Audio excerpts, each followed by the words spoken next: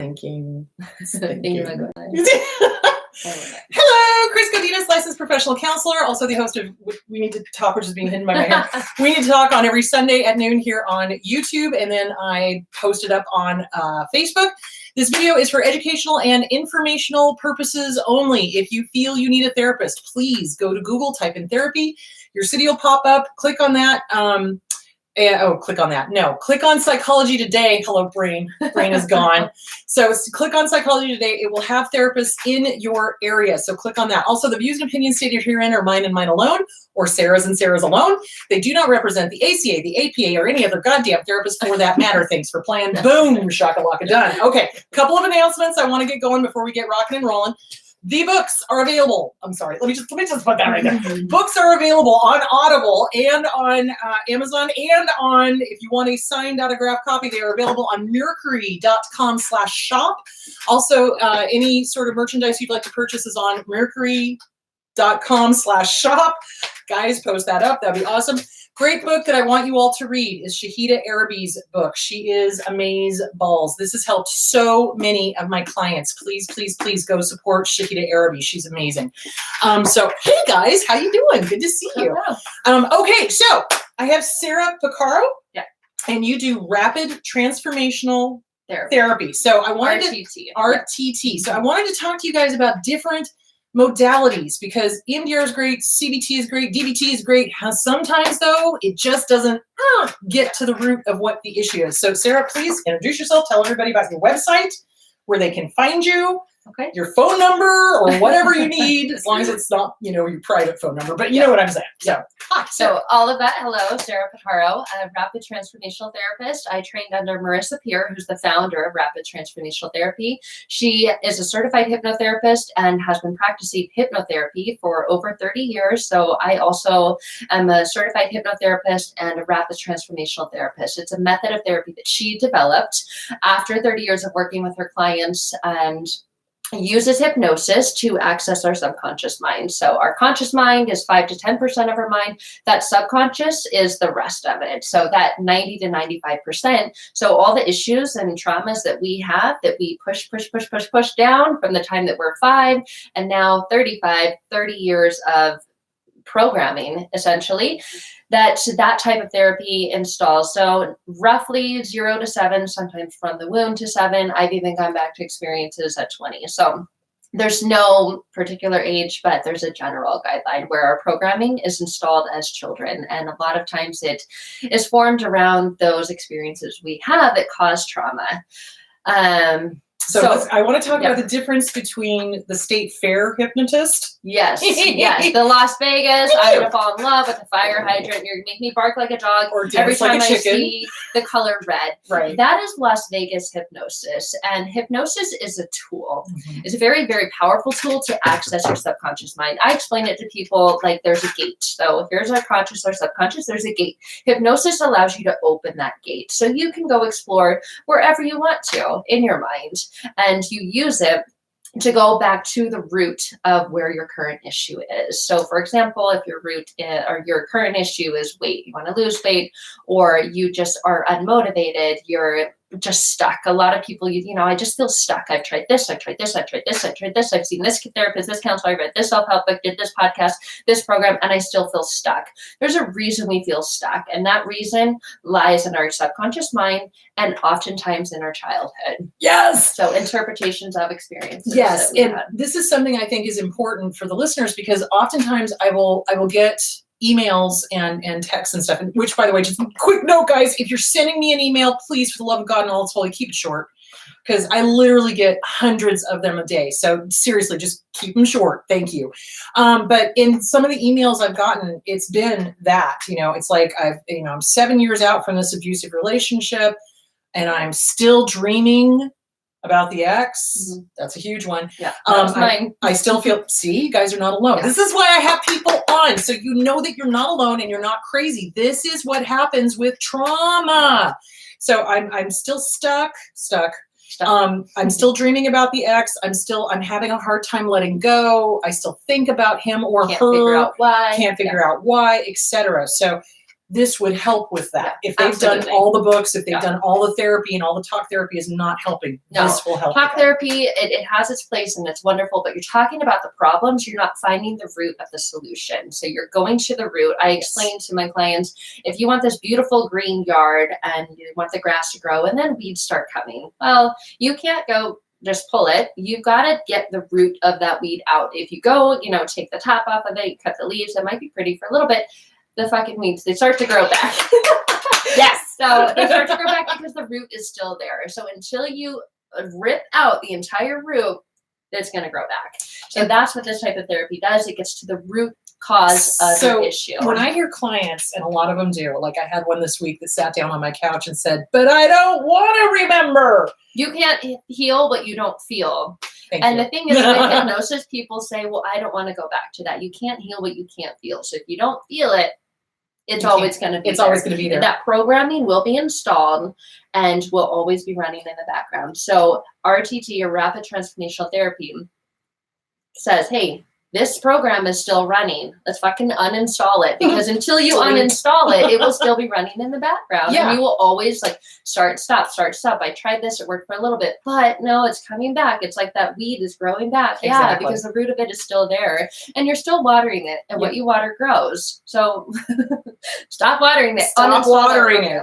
Yeah. So this is I think hugely important, because I have so many clients, not a lot, but so many, that sit down and go, I don't want to think, I don't want to feel, I don't want to remember. Why do I have to do the work? There's a reason. There's a reason why, guys. If it's still going, if all these workbooks that I have recommended is not working, and if all the therapy you've been having is not working, that's because you're avoiding getting to the root of the problem. So this is something that I feel like a lot of us have been raised with narcissists that said something along the lines of, it needs to be instant gratification. Yeah. And I think that if we don't get to the root of it, we then go, well, I don't want to do the work. Yeah. But here's the deal, guys. Even if you do this, which gets to the root of it, it is a hell of a lot faster than talk therapy or doing the workbooks or whatever. You still need to do the workbooks. You still need to do the talk therapy, but you're still going to feel. And this will get to the root of it. So, so I want you to talk to me about the difference between hypnotherapy and EMDR. Can you speak to that at all? My experience more is with hypnotherapy. Okay. I know a little bit about EMDR. I know that goes right to the trauma. The thing is with hypnotherapy, even if it is a traumatic experience, it's not so much the experience itself, it's our interpretation of the experience. Yes. So, for example, I've had tons of sessions on a variety of things. My first was about why the fuck I choose narcissists. So she's been there, done that, guys. My first session, so my first marriage was to a narcissist, and within 3 weeks of that relationship and marriage ending, not even the marriage, just the separation, I felt like I couldn't survive. I wasn't enough. I needed someone to take care of me. And narcissists love people like that. Oh, yeah. I was like this bleeding shark, or this bleeding fish, and he was the shark that smelled me from miles away and came in. And I thought, oh, wow, he's here to save me. He's going to let me, support me, and take care of me, all the things that he was promising. And I was just blinded by it. So when we had a child, and it started, I just naively, and I knew I shouldn't have thought, oh, we're gonna have a baby, it'll get better. No, way worse. No. And started seeing, I don't want my daughter to grow up with this. Right. And if I do choose someone else to be with in the future, I need to fucking figure my shit out, because it's gonna be like my first husband, it's gonna be like my daughter's dad. Where did this come from? I was the common denominator, so I had to figure out where that came from. Guess what? What do I keep saying, guys? What do I keep saying? Inner child workbook, inner child stuff, the original wound. If you do not fix this, you will continue subconsciously to pick that pattern over and over and over, because the little kid inside of us is trying to fix this by finding somebody that reminds us of this. But remember, half of a shit sandwich, total shit sandwich. So, okay, now I want to talk about, you say that you do regression as well. Talk about regression, because I think people have got some weird ideas about that. Yeah. What does that mean? So using hypnosis is a tool. There's many tools that we use in therapy. It's one of them. It's a tool that allows us to access our subconscious mind. The fastest way to get to the root cause of an issue is to regress back. So to regress, it's not big or scary. You look like this when you're in hypnosis. You look really relaxed. Your eyes are closed. We're talking So it's nothing weird. We're sitting here talking. The client looks like their eyes are closed, but they're really inside their subconscious mind. And we're regressing back to the root cause, reason, event for issue. Right. For choosing narcissist relationships, for not having confidence, for not being able to stick up for yourself or speak up for yourself, for, fear of public speaking, whatever the issue is, for the weight that you can't lose. We go back to the root cause, reason, and time. And most people say, well, when I was 3, this happened. And then we dialogue and talk about your interpretation of it and just really extract that. Well, I feel this way because when that happened to me, I ask you questions so you get to the root cause of the 3 things that are wrong with all of us. We feel like we're not enough. We feel like we're different and we can't connect, or we want something and it's not available to us. Those are at the very, very tip of every root of everyone's issue. And then we connect those together. So we regress back to 3 scenes. So you can chain those together. It's not just, oh yeah, that was weird that came up. Okay, well that came up, this came up, this came up. So when we regress back, you're simply reviewing an experience that you had. It's almost like if I turn the TV on and I say, oh yeah, that happened. Yeah. Okay. Talk about it. How did that make you feel? Because your feeling is the same feeling that you had then. It's the same feeling that you have now, 30 years later, that's keeping you stuck. Right. So we connect those feelings. So we'll regress back to 3 or 4 scenes, connect to that feeling, because that's why you're continuing to go back. So regression is not scary. It's simply like turning on a TV and there's an event. Oh yeah, that happened to me. Okay. But you don't get stuck in hypnosis. You don't get stuck in regression. Yeah. You're accessing your subconscious. It's like watching your life on a TV channel. And that's what I wanted to talk about, because with EMDR, sometimes when they do the EMDR, if they're going back and you're remembering stuff from a traumatic period in your life, you can regress in the conscious now. Okay. So that's why I wanted to talk about the difference. That you totally hit on it without even knowing that's where I was going. So that's awesome. So, I mean, it is a possibility with EMDR, so you need to be aware of that. So I want you to tell us, kind of walk us through when somebody comes to see you, what can they expect? Because I think a lot of the fear is, and you guys correct me if I'm wrong, a lot of the fear is that, oh my God, I'm going to be out of control, unconscious, holy shit, what if they implant a false memory? What if dance like a chicken? Things like that. So tell them exactly what they can expect coming in to see you. So what you expect is to be very relaxed. A lot of my clients are really nervous. They know consciously there's shit that happened that I want to forget about that. And they have, because they pushed it down. You have not forgotten about it. You've simply pushed it down and caused it to have more issues in your life now.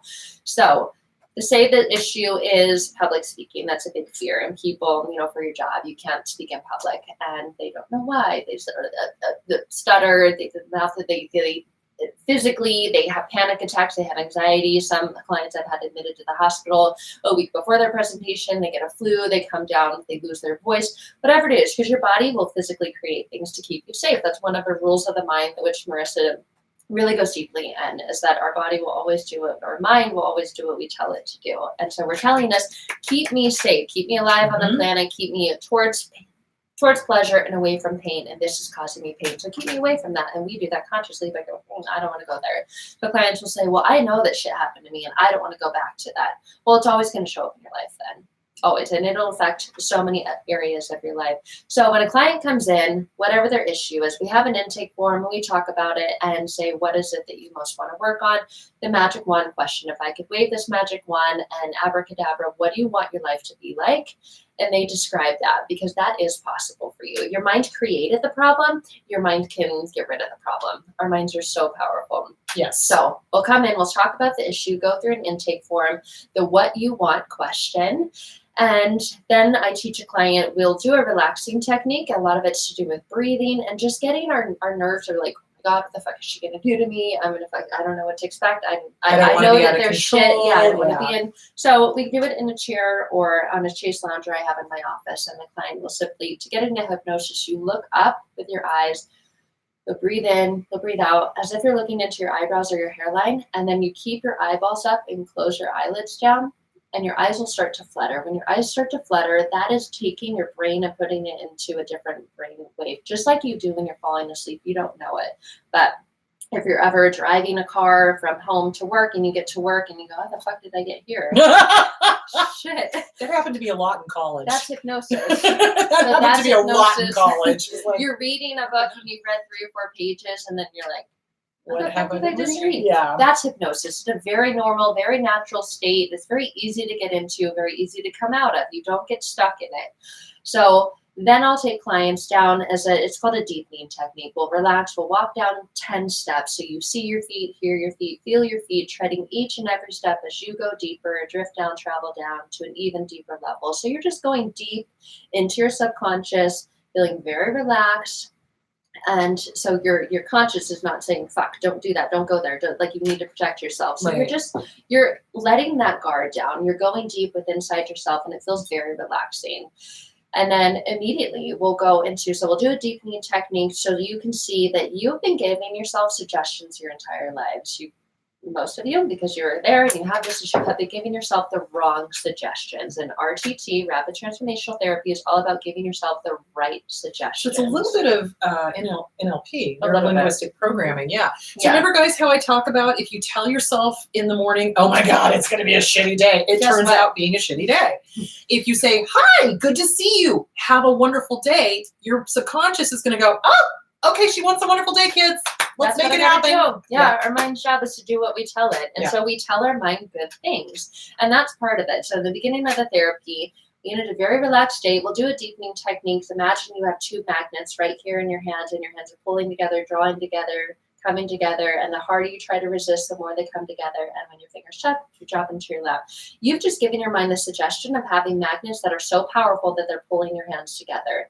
They're not really, but when you're telling your mind they're so powerful, they're pulling together, the closer you get, they're drawing together, and you can feel it, and your body is physically responding to the words and pictures you're creating in your mind. So that's one of the deepening techniques, and that just really allows us to go deeper into our own internal selves. And then we immediately go to the issue. So your issue is public speaking. I can't speak to people, and I need to do this for my job. Or anxiety. Anxiety. That they don't know why. Anxiety is a big one. Depression. Depression, They're yeah. on certain Fear. medications. And those are band-aids for the root cause. So let's use anxiety. So we'll say, okay, we're going to go back to a scene that's all to do with the root, the cause, the reason for this anxiety. There we go.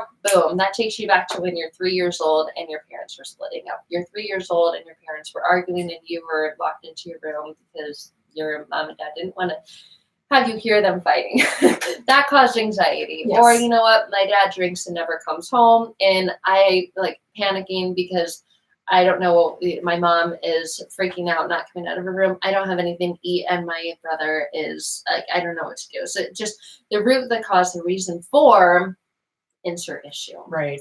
And you go back to that, and a client will just describe the scene. I say, tell me what it is that you're seeing, hearing, feeling, and experiencing. What you're seeing and hearing, those just kind of like warm, you turn the TV on, those kind of warm up that picture. What are you seeing? Tell me, who's there? You know, are you alone? Are you with someone else? What's going on? But the most important things are, what are you feeling and what are you experiencing? Because in life today, those feelings and those experiences are the same. Yes. And that's where that connection is. So when we regress back, we go back to that.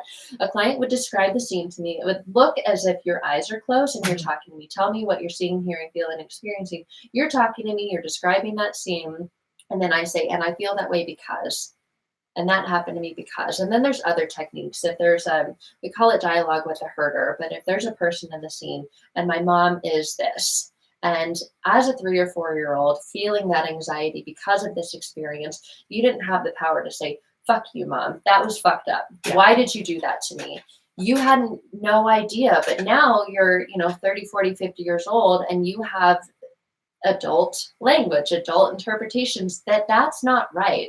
But as a child, you don't know that that's not right. Or that we got very strongly, don't you be mad at me. Yeah. Don't you be mad. I'll give you something to be mad about. Yeah, I'll give you something to cry about. Yeah. Well, fuck, no, I don't want to cry. Like, already hurt. I don't want to cry about that. Like, what are you talking about? Right. So dialogue with the herder is a really powerful, powerful tool. So that we is can dialogue use. with the abuser. Yeah. Whoever the abuser is, Yeah. whether it's your romantic partner, whether it's your mom, your dad, a brother, a sister, a grandparents, a teacher, whatever. that's the ability for us as adults to help that child inside to go, fuck you, asshole. In that experience, Yeah. you're becoming a wounded child, Yeah. full of anxiety, full of depression. And sadness. Yeah. All the feelings. Yeah. But having the adult words Yeah. to confront the abuser. And to know that that's not okay. Yes. As a child, you don't know that that's not okay. Your reality is like, okay, Dad's always right. Is it. Mom's always right. Yeah. Or I'm Teachers bad. are always right. Yeah. If I weren't a bad kid and your parents are telling you, why the fuck are you like this? You're such a bad kid. Why don't you do this and this and this? And you go, oh God, if I were good, I wouldn't be doing this. And I'm doing this, so I'm not good. You know that, yeah, God. So I gotta reinforce this, guys. How we speak to our children becomes their inner voice. And I saw a mother, one of my favorite sayings, yesterday or day before that, and I want to say motherfucker yesterday, day before, who was just screaming at the poor kids, you know, letting them run around and in a parking lot, right? But yet not acting like an adult and picking them up and saying no, you know, and giving them safe boundaries. You're so stupid. Get the fuck out of the traffic. You're such a dumbass. Da, da, da.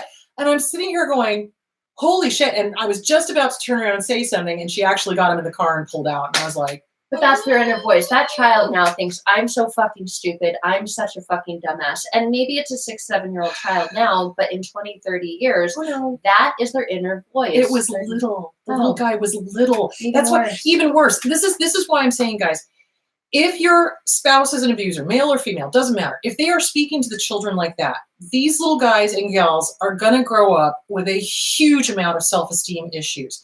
If the abuser is like unwilling to hug the child or hold the child, what message does that give us? Yeah, you're not enough. We're not lovable. We're not lovable. So you're it's normal for parents to love their children, hug their children, be with their children, talk to their children kindly. It's not normal for a narcissist to be like, no, let them cry it out. No, I don't want anything to do with them if they're crying. No, da da da. Do you see where I'm going with that? Oh God. So sorry. Yeah. I just got sidetracked. That becomes their inner voice, and those become my clients. Yeah, good for me, good for business, but I don't want to like. You know what I would love is for both of us to go out of business because everybody's fixed. Yes. I would run a B&B if that ever happened. I really would. I would call it Therapy Inn. Let's do it, guys. Help us do that. That would be awesome. So tell as many people as you possibly can about these videos and about rapid transformational therapy. Okay, that would be good. So they do that. They regress. They talk about this. They confront the abuser. Yep. So we get the regression. We get 3 or 4 scenes. We get enough scenes to connect them together. So we don't think, oh, this is just a whim. Oh, that was just that one thing.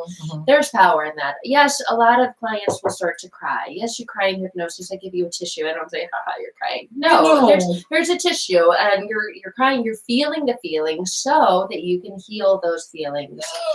So we're feeling those feelings, but you don't get stuck. We'll stay in each scene and just get the interpretation of it. We get to the root cause of it, because I'm not going to get you halfway down and leave the tip of that root there and go, oh yeah, you're going to need to come back and see me. Get to the root of it, completely eliminate it, completely uninstall that programming that's there, and then move on. So we go into the transformation portion. The transformation portion, one of the methods is dialogue with a herder. Generally from these scenes, we see there's a wounded child. And so we will upgrade the child. And after we've upgraded that child, we merge them into our lives now. So they almost like they're spinning above our heads. And it's crazy because you can feel it. It's like this child is merging into your life. Obviously, inner child workbook, guys. This is what I'm talking about. This is what I've been talking about. You need to grow that child up to be safe and to be fully able to protect themselves. So often when we're children, we can't protect ourselves. You know, we can't, as a 3-year-old being abused or living with alcoholic or narcissistic parents who are always drinking or arguing, we can't leave and say, well, you know what, bye, I'm going to go get a job and I'm going to take care of myself. We are dependent children, and now we are independent adults. Right. And so healing that child, merging them into our independent adult lives now, a really powerful tool that I absolutely love. And I even say this consciously to myself, is that's not me. So we go back to those scenes. Okay, when you were 3 years old, that's not me. And I say to my clients, say this, repeat after me and finish the sentence. That's not me, because I'm not 3 years old anymore. That's not me, because I don't fucking live with my parents anymore. Thank God.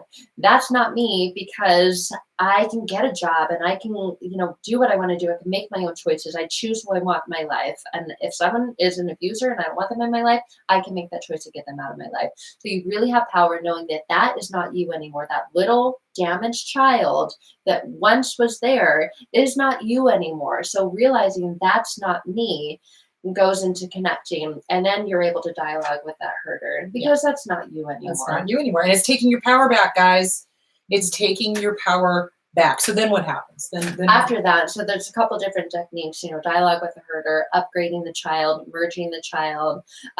Another one that I absolutely love is role, function, purpose, intention. We call it RFPI. So the role of my anxiety is, well, to keep you, safe. To save. And they're almost always the same: to keep me safe, to keep me protected, to make sure I love. And I need to feel safe because, finish the sentence, the function of my anxiety is blank. And I need this because blank. The purpose of my anxiety is blank. And I need this because, and a lot of it has to do with the protection, the safety, the feeling loved. Yep. And so those are different modalities. Those are more the ones that I use most often. And that just gets you this awareness, that aha moment, that interpretation of it. Right. And then from there, we go into the reframe, is what it's called. Okay. I mean, I don't say, and now we're going into reframe. Right. We just go into it. So eliminating, erasing, shattering, smashing, eradicating anything, any thought, any feeling, any just anything that has to do with the anxiety.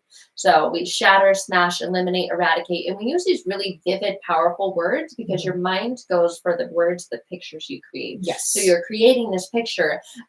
Any thoughts, feelings, interpretations of this anxiety that you now know where it came from in your life is absolutely being shattered, smashed, eliminated, eradicated. So it's like leaving your body. It's leaving you. That's in the past. That's never you. It's like the water in the shower you took this morning. You cannot go back and collect that, even if you wanted to. Right. You can't go back and collect all that. It's out of your life from now on and forever, and always will be. Right. And that at that point, it's their body's just, and you have lifted all that weight off your shoulders. And there's sometimes a very physical change in appearance of my clients that are like this and now like, oh, literally like they've lost weight. Wow. Yeah. And sometimes their appearance changes. They look younger when they come out. After that, so that's the reframe, so that none of that stuff is you anymore. It's the water in the shower you took. You can't ever, ever, ever get it back in your life. And then comes the transformational recording, which is the second modality of this therapy. It's done within a session. So that magic wand question, what you want, is all to do with the powerful words that you want. I want to be free. I want to, I want to be happy. I want to be happy. I want to be calm. I want to be peaceful. I want to love life. And all of those powerful, positive words that you want, that what you want question, your life without the problem. I ask you about that in the beginning before we even go into hypnosis. What's your life look like without this problem? Right. And then I create a recording for my clients. It's anywhere from 12 to like 18 minutes. I try to keep it at 15. So you listen to that every day. You put yourself in hypnosis, which is a part of the positive 2 minutes message, which is what I keep telling you guys in the mirror. Hello. It's very much about mirror work. I am enough. I am peaceful. I'm calm. And it's not just meditations or mantras. And people ask about that because you're using hypnotherapy as a tool. You're putting yourself into hypnosis by looking up, keeping your eyeballs up, closing your eyes down. You listen to it right before you go to bed or right when you wake up in the morning. I mean, if you want to fucking heal, you need to give yourself 12 minutes. If I did it in the morning, I'd go back to sleep. I know. Do it at night. Do it at night, guys. People say, well, does it work if I fall asleep? Yes, because your conscious mind turns on and off. Subconscious mind, always on. So you can listen to it while you're sleeping. Okay, so we're going to take some questions here, guys. So go ahead and get those questions ready. So before we head into the questions, I just wanted to ask you, so like, how many sessions does this take usually? 1 to 3. Hello? Yeah, that's why it's called rapid. It's 1 to 3. You get to the root cause of that, and guess Absolutely. what? And then you listen to your recording because you're strengthening those neural pathways in your mind that are creating this powerful, positive images of life that you want. Right. You have strengthened those pathways of this is my life when I'm suffering, being abused. All those are gone now. So now we're strengthening the neural pathways in your mind that are all to do with this life that you want, that's powerful, positive, peaceful. Excellent. So 1 to 3 sessions. 1 to 3 sessions. You have to do your job and listen to the recording You have to every do the single work. day. You have to for do the work. 21 days. Yeah, I have clients Have who to well, do I the missed work. a couple. No. It has to be consistent, Session guys. with me, one session with me is 90 minutes to 2 hours. That's about 50 to 60% of this therapy. You have to do your work and listen to your recording every day. How badly do you want that life that you say you wanted? Really fucking bad. Yeah, then listen to your Let's recording. listen to the recording or do the mirror work or whatever. And Now, that's part of it too. tons of people are asking, how do we find this kind of therapy in our area? So this little lady is located in Gilbert. I'm in Gilbert, Arizona. Okay. It does work over Zoom. I just had a client last week who was in Oregon. The week before that, I had a client in Canada. We set up a session just like this. Instead of tapping your head or like relaxing, I click my fingers. And as I click my fingers, you go deeper and deeper. So you can do it in the comfort of your own home. Sweet. So you can reach out to me for a session. Also, there's a Find a Therapist website specifically for rapid transformational therapists. So there's the Find a Therapist website. They're all over the world. So Marissa, the founder, is located in England. I know a lot of people in my training were from Australia and Canada. So there are people all over the world. Sarah, but it does work over Zoom. Sarah does offer sessions via Skype, guys. Yes. Yep, in Zoom, in my office, but it works just as well over Zoom. Instead of like rocking your head as you go deeper, I just say as I click my fingers, you go deeper. So that's the beauty of it. Perfect. Even if there's not one in your area, you can still take advantage of it. Exactly. Hang on, I gotta get to the questions, making sure I'm there. Oh, there we go. Is there anybody out there who should not do this type of therapy? Great question. That is a wonder. We actually talked about this. Thank you. Yes. Yes. There is a big yes to that. Yes. So in our training, obviously that's a question that comes up. If you suffer from epilepsy and you have seizures, you should not put yourself or go into hypnosis. So people with epilepsy, people with narcissists, and I know so much of your show talks about healing from narcissists. A narcissist will not respond to this kind of therapy. No, they won't. They just won't. Because or- there's no there. Did I mention that? Did I mention there's no there? So, narcissists will, often say, well, but I'll do therapy. I'll do anything. And then you suggest this. Yeah. And I then, even have my daughter said, please work with me. Please work with me. A, no, we were in a relationship together. And B, it wouldn't work with you anyway. Nope. So yeah, that's and another one that it will not work with is sociopaths, psychopaths, antisocial. You don't want to open up that can of worms. Trust me on that one. In that case, it can be dangerous because you don't know where they're gonna go. Exactly. So yeah, you don't want to work with. And how do you know that? You can talk to them. This is why we always do talking. And this is why we have an intake form. And when I talk to this is why I have my clients do the intake form in front of me, because based on how they respond to the intake form tells me a shit ton about them. If they're snarky and nasty, why didn't you have me fill this out before? Oh, I'm dealing with a personality disorder. Okay. Do you see where I'm going with that, guys? So yeah. All right. Is there okay? Yes. Is there anybody else that cannot do this therapy or should not do this therapy? Just those. Epilepsy, sociopath, psychopath, narcissist. There we go. If I do hypnotherapy in English, but my first language is different, would I still be able to communicate with the therapist? That's a great question. I don't know the answer to that. I think as long as the interpretation is there, you wouldn't want to impact the ability to understand and to really go deep to the root of it. There are hypnotherapists or rapid transformational therapists who do rapid transformational therapy in other languages. Spanish, for example. There's a mentor of mine who works with children. I also work with children, but he speaks Spanish. So you would want to. I would say do it in your original language. Whatever language that you. Yeah. I mean, you don't want to be mixing two languages in a session.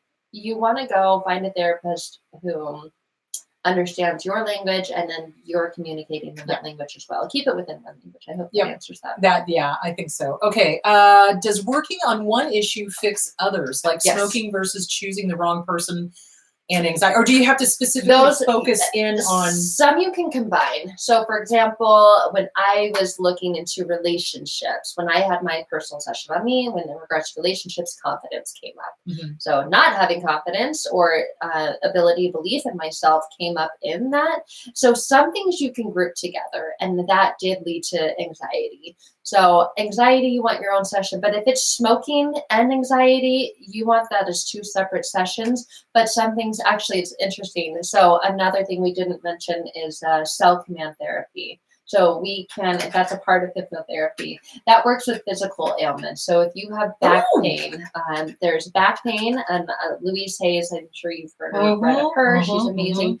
Back pain, our back is all to do with our support system. So if you have back pain, you can use Rapid Transformational does incorporate cell command therapy. So you can command, direct, compel, and instruct your cells in your body, because everything is energy and our thoughts are energy as well, to heal themselves. She's got a wonderful book, Louise Hayes, You Can Heal Your Life by Louise Hayes. And it does list all of the ailments. So for example, I had knee problems a lot when I was younger, the inability to move forward. The inflexibility, any joint, knee, shoulder pain, inflexibility. So we can have a session with that.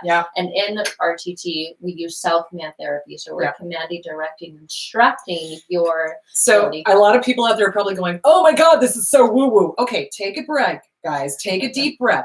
How powerful is our brain? Our brains can talk us into a panic attack. It can also talk us out of a panic attack. So I'm calm, I am safe, I'm here. Exactly. So if we focus our brain on healing our body, why can't we use that energy to heal our body? I mean, we can talk ourselves into having a horrible day. We can talk ourselves into having a great day. So guess what? We can also talk ourselves into being healthy. Into healing. Now, that does not mean it's like, oh, just because I think it's going to happen. No. You have to eat right. You have to exercise. You have to do the work. Do the work. But you have to have that positive brain thing going. Because I tell you guys, listen to me now, believe me later. Our subconscious follows what we say to it.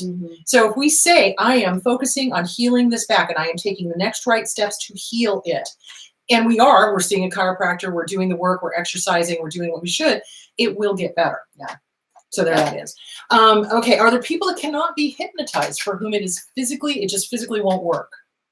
Have you ever come across that? There's for whom it physically won't work? Like for example, they're so worried that they're going to go under that they're just like, nope. There are people, so I think this hopefully answers that question. Depth of trance does not matter. So some people go so deep that they're out. They're physically hunched over, like they're just, like drooling. Right. That's a really, really deep trance. Right. But someone who looks like at any moment they could just open their eyes. Right. That's a different level of trance. Depth of trance does not matter. Okay. For people who say they can't be hypnotized, that's a mental block. That's them. They can be hypnotized because all it is a different brainwave. It's a theta brainwave. So when you're going into, if you can go to sleep, you can go into hypnosis because it's that different brainwave.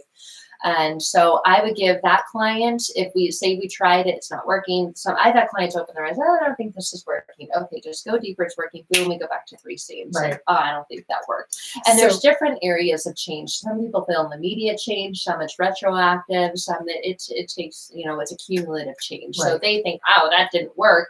And then, 3 weeks, they say their issue is weight. Wow, you've lost 10 pounds. You look amazing. What'd you do? Oh, I don't know. So different people have different perspectives of it. It does work with different people. So for someone who says they can't be hypnotized, I would give them a relaxation recording. At least a week prior to the session, you listen to that recording every day for a week to prime your mind. It's like if you're going to repaint something, you don't have to throw paint on there. You put primer on there first, so you prepare it. You prepare your mind to go into this method of healing, and you use that by listening to a relaxation recording. Exactly. Yeah, our minds are so well, and I want to say too is that for targets of abuse, it's really hard for us to trust. Yeah. So I know for me, when I was younger, I didn't want to be hypnotized. I was terrified because it was like, you think I'm going to be unaware. Yeah, I'm going to be unaware. You're going to do something to me. I don't trust you.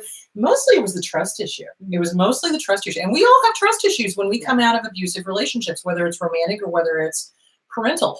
So the biggest thing is you have to trust your practitioner. Yeah. And how do you get that trust? Well, it's by things like this where I introduce you, getting to know you. Yes. So it's like, this is what you need to do. And if you find yourself not trusting, tell them. Tell them. Yeah, we don't know, and you don't know. Right. I mean, we're not like, getting into your mind. Mm-hmm. We don't know unless you tell us. So if you say, I'm really feeling some resistance to this, awesome. Let's work on that first, because if you don't communicate that resistance is there, we're not going to be able to have this effectively help you. Exactly. Exactly. And So for me, communication is paramount. for me, it was really amazing when I went to an NLP practitioner and she did do a hypnosis session with me, and I was trusting, and I was there, and I was present, and it was fantastic because I had a writer's block. Yeah. Couldn't write. Just couldn't. Yeah. It's the second, this book, I could not finish. So And there's a root cause. there was a root cause, the reason for that, and I got through it, and I broke through it, and I finished the book, and boom, now you guys can there it do is. Yeah. So thank you. So okay, how old do you have to be for this to be effective? Do you work with kids? I do. I Talk love to me. working with kids. Talk My to me. background is education. So I Okay. have my bachelor's of arts in education. I was a teacher for almost 10 years, on and off in my own classroom and then substitute teaching. So this is where it gets a little like, and the practitioner has to make that call. So 10 to 11 years old is kind of like that line where you can choose to do regression. Above 10 or 11, yes, you can do regression because you can go back to the root cause of that. But below 10 or 11, it's like saying, hey, why do you have this issue with this? And like, there's less layers that you have to take off. When you're 30, you got to go back 20, 25 years of layers. When you're 10, you can say, yeah, when I was 6, my brother did this, my mom did this, and it made me feel. So kids they're like sponges. They're very suggestible. So with kids, you can do straight out suggestion and listen. They can give them a hypnotic recording and their minds just soak it up. And so you suggest all these powerful, positive things. A lot of it, when I work with kids, it's about their self-esteem, the bullying in school is massive. And I've been trained in a phenomenal bullying effective to get rid of the bullying or to know how to handle the bullying in their lives, because bullying only affects you if you let it in. Right. So teaching children how to not let that in. And so many times as adults, we have issues because we spend our life letting these thoughts from these bullies in. Right. And now they've affected us, from the mom who is yelling, what the fuck is wrong with you? You're such a fucking idiot. Somebody had asked earlier, isn't that child abuse? Well, technically, yes, it is. However, legally, no, it's not. So this is how stupid, I know, don't get me started. This is how stupid our state laws are. CPS, which is now called DCS, and they had to change their name because so many kids died under CPS. Don't get me started. Yeah. The only time they ever do an investigation is if you show that there is abuse or neglect, meaning the child is not being fed, clothed, sheltered, or there's actual physical abuse going on. The state does not recognize verbal abuse, which is what 99.99999% of these narcissistic abusers do to both the spouse and the children, which is why it's such a huge problem getting the courts to get them out of the custody issue. So don't get me started. So how old it can be effective and I mean, obviously, probably I'd say, 6 to 7 if they're seeing a lot of things. We just do straight out suggestion, but for regression, 10 to 11 is the cutoff. So speaking of that suggestion, so I know a lot of people are very dubious, especially working with kids, because of the whole McMartin case in California back 20 years ago, where the kids were suggested that there was abuse going on, and it turned out there was no abuse going on. So how do you guard against that? What do you do to make sure that you're not implanting suggestions that are not real? Does that make sense? So mine would also be, I ask the child, I have the children's intake form, I have the parents' intake form, and most of the children that I've seen now, it's really just, they're not doing their homework, they're talking back, they're like, I had an example of a child who they were practicing music. They had violin that day after school, couldn't find their music book and just threw the book down. I guess I'm just going to quit then. So a lot of it is more behavioral issues, and their parents just, they want to see them excel and succeed. And so it's just, that's mostly the children that I've worked with. It hasn't been anything really severe. That would be out of my scope of practice. I'd want to give it to. Which leads into the next question. How do you know if someone's practice is legitimate? So we all know our scope of practice, guys. So if a severely mentally ill person walks into my office and they are floridly psychotic, I have to gently and very carefully tell them, I can't help you. You need medication. I don't do medication. I can do talk therapy, and I can help you once you are stabilized on meds. but I cannot help you as long as you are hearing voices and you're busy listening to the voices. Yeah. So that's out of my scope of practice. Yeah, So same here. dealing with abuse with little ones is out of her scope of practice. So you need a therapist who is willing to say, that's out of my scope of practice. I don't feel comfortable doing that because I'm not really super trained in that. How do they check if somebody is legitimate? What if somebody just, because I know for licensed professional counselors, we're all licensed through the state. For life coaches, I know it's just a certificate and you can hang out your shingle and say, hey, I'm a life coach. So how do you check to make sure that a hypnotherapist in the area is legit? How do you do that? I'm a part of the IACT, which IACT. so the International, Accreditation for Counselors and Therapists. There you go. They are our governing body, and they oversee our practice, our modalities, what we're doing. Right. So you do want to make sure that they're a part of an organization, didn't go online and just print off a certificate. That's what I'm talking about. And my training, and now I'm a certified hypnotherapist and a rapid transformational therapist. There are differences there. There's rapid transformational practitioners, and they've gone through the online portion and then just started their own business. And that's great. But I went to an extra length and got checked off and certified by Marissa Peer's graduates to say, yes, you are a therapist. You have effectively proven that you can deliver these modalities. So there has to be a governing body there. And you definitely want them to be a part of an accrediting body, something bigger than them that's looking over saying, oh, yeah, they're doing what they are, within their scope of practice doing. Good. I hope that answered the ask question. all those questions. Yeah, Those are ask really all those important. questions. What was your training? So this is what I always, when people ask me questions, I never get angry. I'm always like, oh my God, somebody's actually listening. Yes, This is you great. care. This is great. Yeah. You know what to ask. Yeah. So you want to ask, what is your modality? And I always tell people that up front. It's CBT. It's like, how much do sessions are? How long does therapy go on? What do you recommend? Do you take insurance? You want to make sure that that person is forthcoming with all of their information. If they're really hinky and shady and kind of like, oh, well, you have to come in before I tell you anything. No. Red flags. All right. Okay. Is everything that's uncovered accurate? Can you create false memories? Kind of what we were talking about. Yeah. Yes, the hinkier practitioners can, and they can ask, because like the McMartin case, okay? But what she's talking about, it's not like, okay, now I'm going to imprint or create a false memory. It's what do you remember? Yeah. This is my clients. I'm having my clients actually do 90% of the work. Yeah, and I'm there what do you feel? To navigate. Yes, exactly. And talk to you about how do you feel, and I feel that way because. So I'm simply asking the questions, but these are the clients. I'm not saying, oh, well, what happened when you were 5? Right. That's the difference. No, within my modality, my therapy, I say, we're going back to a scene, place, event, and time that is all to do with insert issue. Right. And the client chooses. Right. And if nothing comes up, then nothing comes up. But sometimes nothing is something. Right. And so even if there's no scene, there's no, my brother was there, my mom was there, I was inside, I was outside, I was in school, my teacher's there. Sometimes if nothing comes up, it's blank. I've had this happen all the time. And then people think, oh, it's not working. No, there is. What's that feeling that you're feeling? Well, it's black, it's dark, nothing's dark. I'm feeling really scared. Ding. Okay.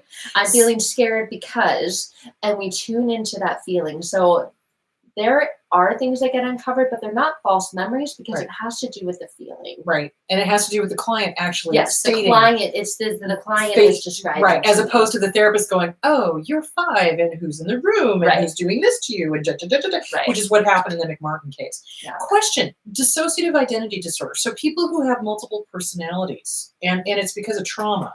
Mm-hmm. Is hypnosis, rapid transit, can that be used to help them? That would be a question I'd have to look into getting the answer for. I don't know, but that's a really good question. Okay, because I know with trauma, a lot of trauma, it's not necessarily that they have multiple personalities, although sometimes they do. But I know that in some cases, the actual event, the brain just goes, peace out, bitches. I'm not going to remember this. Yeah. And it's a total blank. Can that? It is there. And I think that hypnotherapy is the tool that gives clients access to that. But that may not be just easy, boom, and then you're there and here's the scene. You may need to do more. And there's a lot of rapid transformational therapists who are doctors. They Okay. are, licensed counselors and therapists. Okay. And this is just one of their tools that they Okay. use in their practice. So that would be someone who has more experience Okay. with working Cool. with clients like that. So in but I other words, think if so. you are having issues with remembering, like some people come to me and they go, I don't remember any of my Yeah, childhood. and that's what some people say. And Yeah. so it doesn't matter if you can vividly see, and I was in this room and there were purple walls and my bed was right here and I had this over there. You don't need to be able to remember all the details. That's okay. I mean, your mind doesn't have to know that. You tune into the feeling. So Right. this is very much like, and this made me feel, and I felt that way because. Right. So tuning into that. So even if you're not a vivid, a lot of people say, well, I'm not a visual person. Right. Well, we all are visual people. If you can go to a grocery store and say, you know what, I need to get bread, eggs, and milk. Okay, to get the bread, I know I go in, I go to the right, it's on the, so, and the bread I like is on the bottom left. And then I go in and I walk over here and Right. get the milk. You're a visual person. If you can remember where you parked your car in the parking lot, you're a You're a visual visual person. Yeah. So some people like to say, that, I just don't remember anything. And it doesn't matter if you can tell me a million details or if you can tell me 2 details. Or if you can tell know the feelings. I think feeling. that's the main important thing. Because even with clients that tell me they can't remember their childhood, if I start asking them about when you think about your childhood, you can't remember what feelings come up for you. Yeah, and that's exactly what we do. It's called child in the room. And Yeah. when a client, we try to go back to regression, it's not working, nothing's there. Okay, try again. No, nothing's there. Go to your child in the bedroom, and you're doing this under hypnosis. I want you to see your bedroom, see your bedroom as a child, and even if you were in the military and you moved 500 times, your mind knows which bedroom is the right one to pick, and you see you. The door is closed, that little you is sitting on your bed in the door. You slowly open that door. You have an affinity with this child. You know it's them. They know it's you. You go up to that child, and you simply ask, are you happy?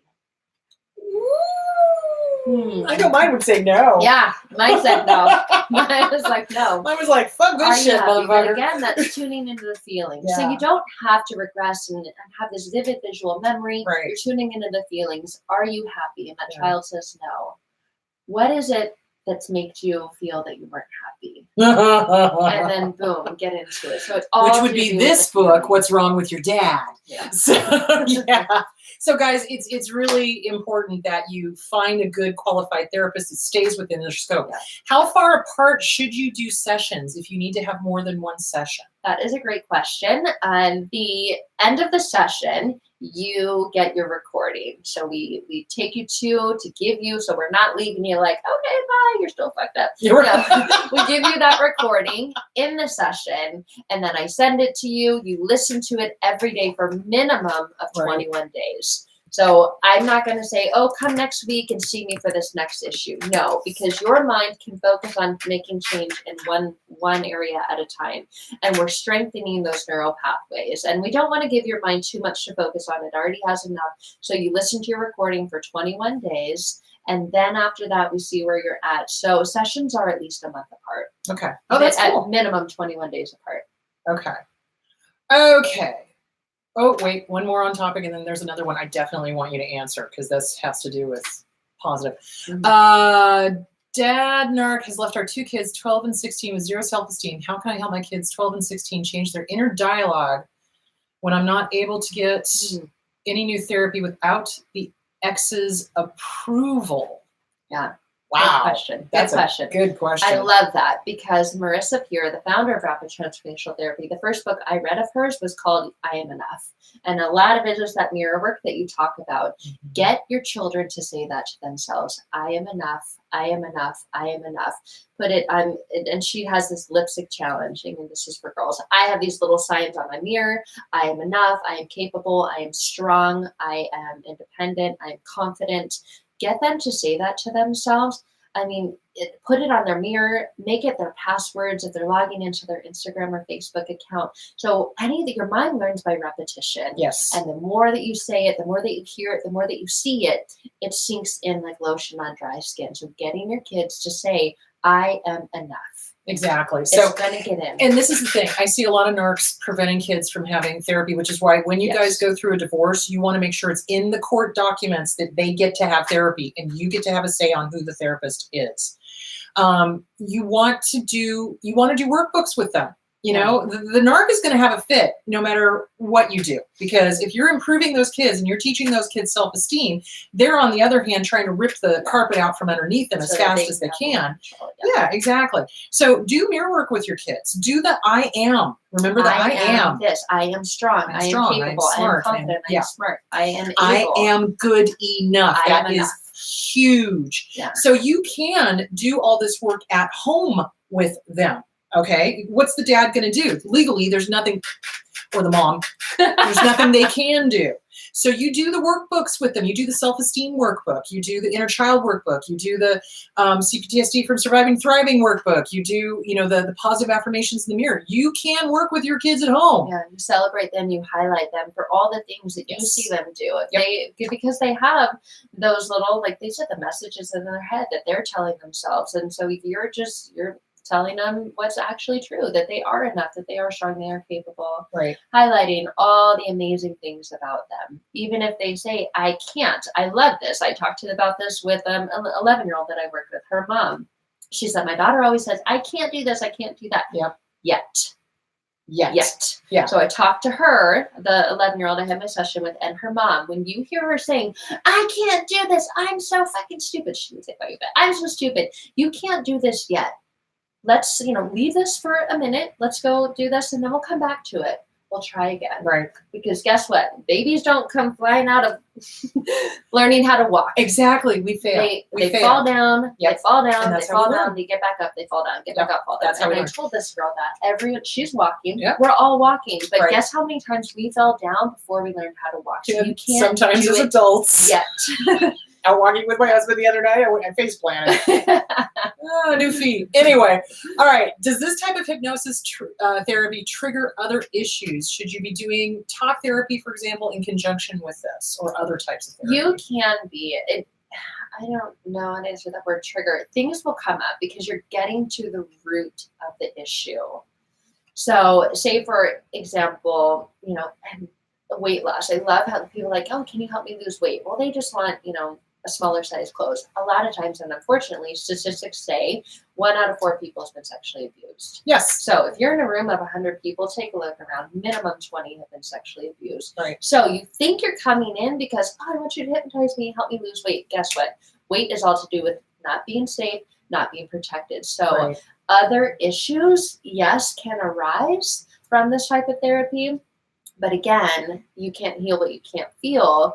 And so when you heal those areas of you, then you can lose the weight because you realize you don't need to keep on extra weight to be safe, to be protected anymore. Exactly. So I would say yes, you can do talk therapy and you can do this because issues are going to be coming up. And then use the talk therapy to talk more about that. It's Exactly. not a one size fits all. It's Right. not everything is a big puzzle. And this is one piece of that puzzle to get you to put those other pieces together to get that picture of that. And this goes with EMDR too, guys. I want to make sure, or even EFT, emotional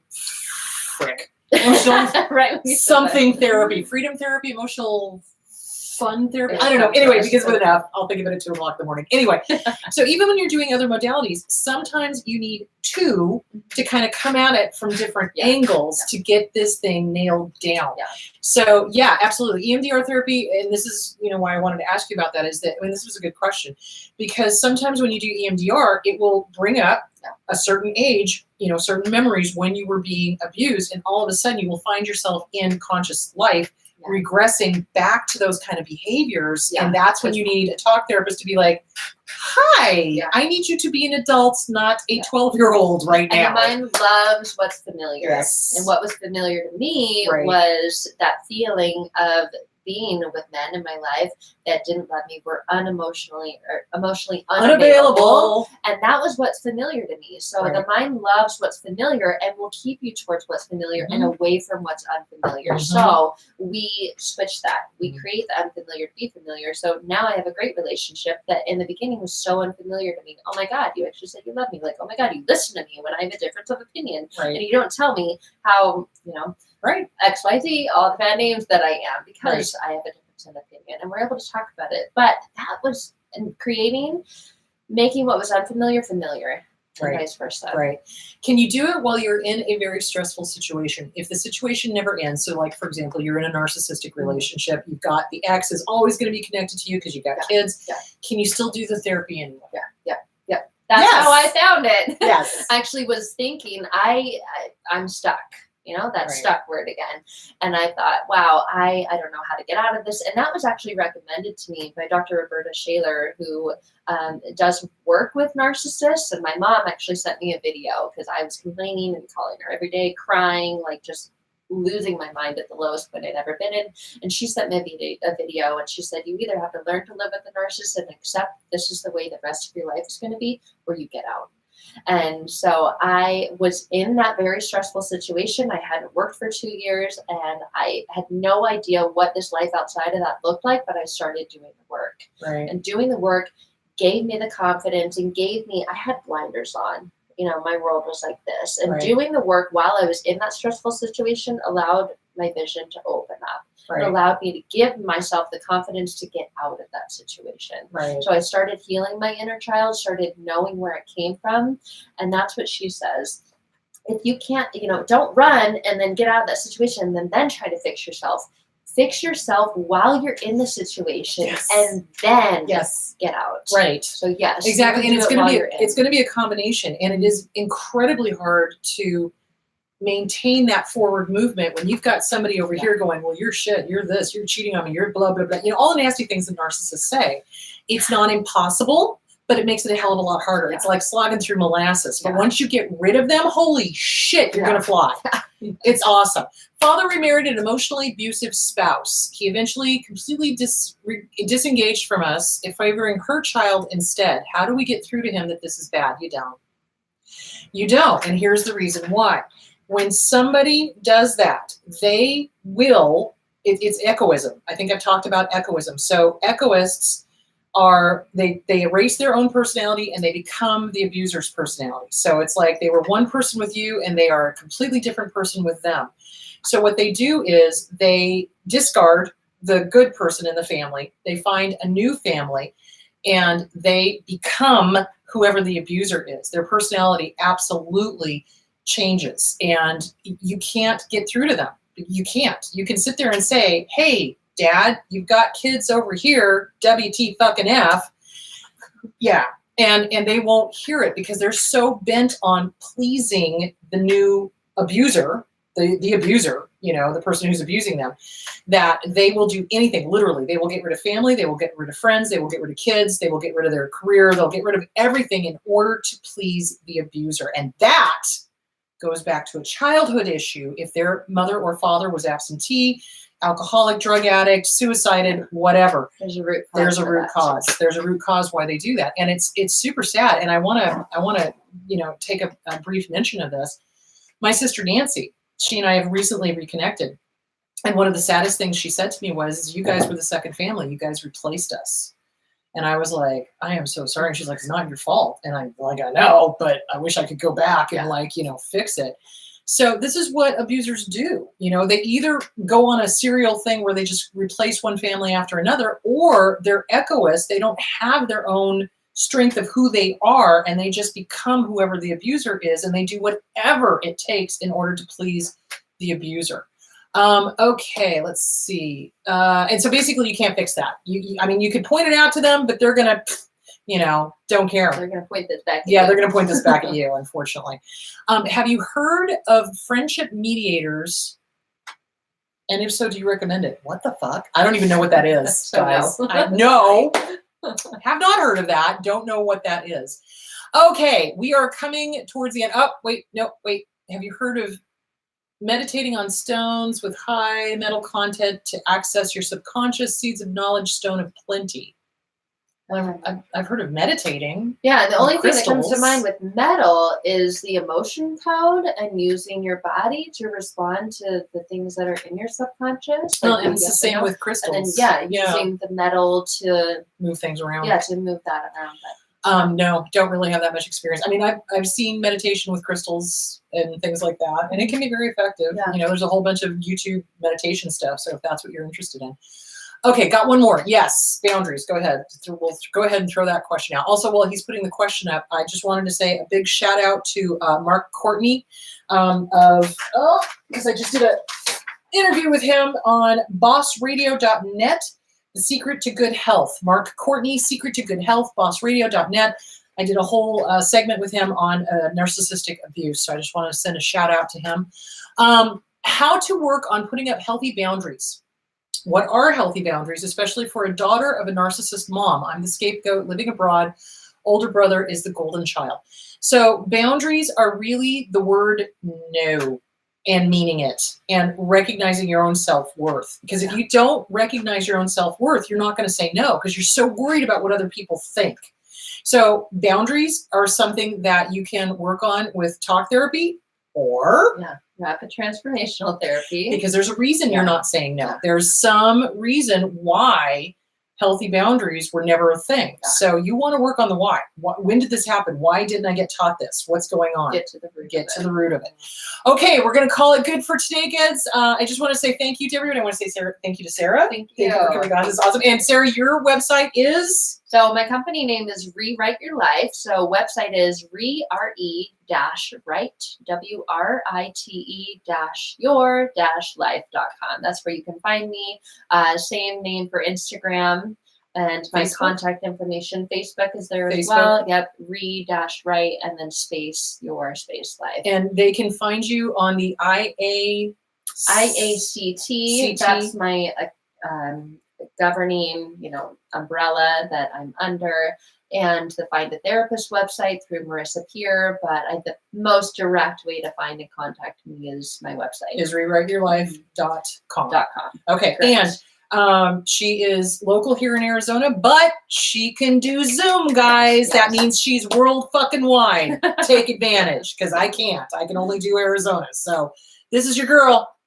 All right. Thank you so much for tuning in. Don't forget that we have Las Vegas is coming up on November 2nd, and there are still 3 tickets left. 3 tickets left.